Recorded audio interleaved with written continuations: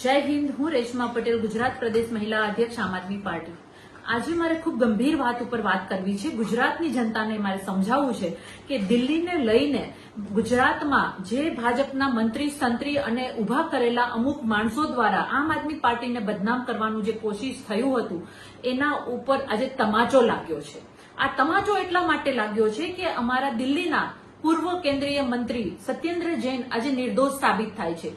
કોણે પૂર્યા હતા? ભાજપે એમને જેલમાં પૂર્યા હતા, ખોટા કેસમાં જેલમાં પૂર્યા હતા। અમારા દરેક નેતાઓને પ્રજાના કાર્ય સારા કરતા હતા, પ્રજા માટે કાર્ય કરી રહ્યા હતા, પ્રજાનો વિકાસ કરી રહ્યા હતા, પ્રજાને સુવિધા આપી રહ્યા હતા, એટલા માટે જેલમાં પૂર્યા હતા। એ વાત સાબિત થાય છે અને એટલા માટે જ ગુજરાતમાં આજે જે પ્રસંગો બની રહ્યા છે, જે અમારી આમ આદમી પાર્ટીની સભામાં આવી અને પોતાના બે ચાર માણસોને મોકલી અને કેજરીવાલ સાહેબ ઉપર જે સવાલો પૂછવામાં આવે છે એ ભાજપનું ષડયંત્ર છે અને જે સવાલ પૂછવા આવે છે એને હું આ માધ્યમ દ્વારા જવાબ આપું છું કે એનો જવાબ અમે જે નિર્દોષ સાબિત થયા છીએ ને એ છે।